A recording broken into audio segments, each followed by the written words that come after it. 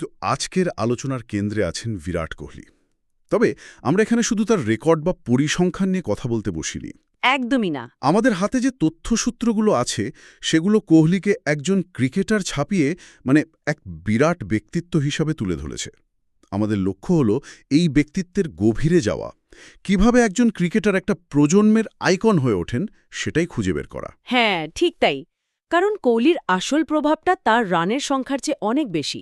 আমাদের তথ্যসূত্রগুলো বলছে তার শৃঙ্খলা, মাঠে তার অ্যাগ্রেশন এবং ফিটনেস নিয়ে তার যে অবসেশন, সেটা শুধু তাকেই নয়, পুরো ভারতীয় ক্রিকেট দলকেই আসলে বদলে দিয়েছে।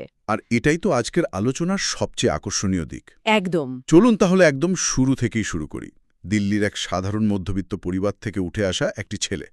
আমার একটা বিষয় খুব জানতে ইচ্ছে করে, মাত্র 18 বছর বয়সে পড়াশোনা ছেড়ে দিয়ে পুরোপুরি ক্রিকেটকে পেশা হিসাবে নেওয়ার যে সিদ্ধান্তটা, এই আত্মবিশ্বাসটা তিনি কোথা থেকে পেয়েছিলেন?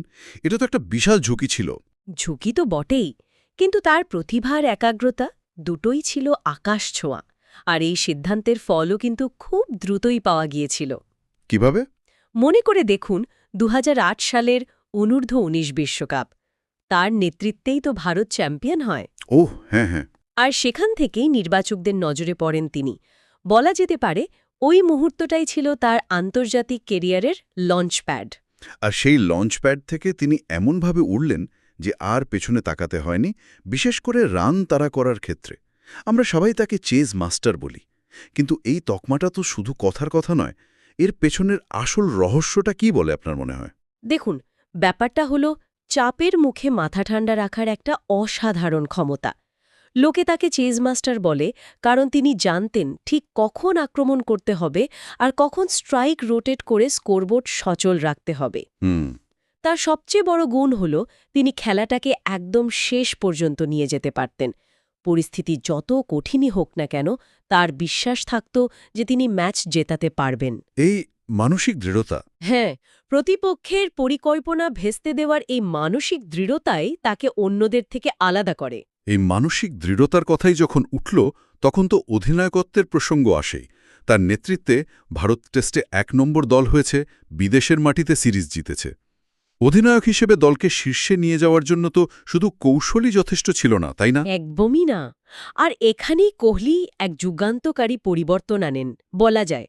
2010-এর দশকের শুরুতে তিনি বুঝতে পারেন যে বিশ্ব সেরা হতে গেলে শুধু স্কিল দিয়ে হবে না, শারীরিক সক্ষমতাকেও অন্য একটা মাত্রায় নিয়ে যেতে হবে।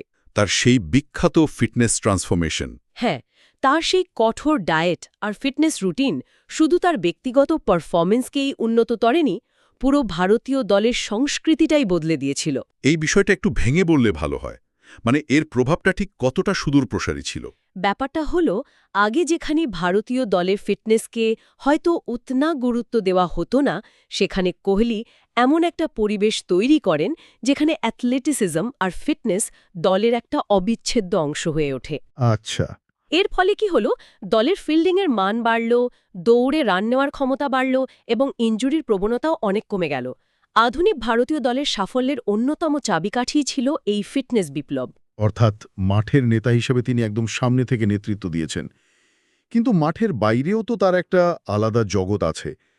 তার ব্যক্তিগত জীবন, সমাজসেবামূলক কাজ, এই বিষয়গুলো তার ক্রিকেটার পরিচয়ের উপর কতটা প্রভাব ফেলে? আমার মনে হয় এগুলো তার ব্যক্তিত্বকে সম্পূর্ণ করে। 2017 সালে বলিউড তারকা অনুষ্কা শর্মার সাথে তার বিয়ে বা তাদের সন্তান, এগুলো তো আছেই, কিন্তু তার চেয়েও গুরুত্বপূর্ণ হল তার সামাজিক দায়বদ্ধতা। 2013 সালে তিনি বিরাট কোহলি ফাউন্ডেশন প্রতিষ্ঠা করেন। সুবিধাবঞ্চিত শিশুদের জন্য। হ্যাঁ, আবার পশুদের অধিকার নিয়েও তিনি বেশ সোচ্চার। এই কাজগুলো দেখায় যে মাঠের আগ্রাসী কোহলির ভেতরে একজন সংবেদনশীল মানুষও কিন্তু বাস করেন। তার এই বিশাল অর্জনের ঝুলিতে তো সরকারি সম্মানও কম নেই। অর্জুন পুরস্কার, পদ্মশ্রী, খেলরত্ন। অবশ্যই। ফোর্বসের সর্বোচ্চ পারিশ্রমিক প্রাপ্ত ক্রীড়াবিদদের তালিকায়ও তার নাম নিয়মিত থাকে। এই সবকিছু মিলিয়ে তো ব্র্যান্ড কোহলি তৈরি হয়েছে। একদম। সব মিলিয়ে দেখলে বোঝা যায় আমাদের এই তথ্যসূত্রগুলো কোহলিকে শুধু একজন রেকর্ড ভাঙা ক্রিকেটার হিসেবে দেখছে না, বরং তাকে এমন একজন সাংস্কৃতিক আইকন হিসেবে তুলে ধরছে যার প্রভাব তার খেলা, নেতৃত্ব এবং সামাজিক দায়বদ্ধতা সবকিছু মিলিয়েই তৈরি। তার পরিচিতিটা শুধু ক্রিকেট মাঠের মধ্যেই আর সীমাবদ্ধ নেই। সীমাবদ্ধ নেই, তা ছড়িয়ে পড়েছে পুরো উপমহাদেশে, এমনকি বিশ্বজুড়ে। আলোচনাটা সত্যি দারুণ হলো। সবশেষে শ্রোতাদের জন্য একটা প্রশ্ন রেখে যায়।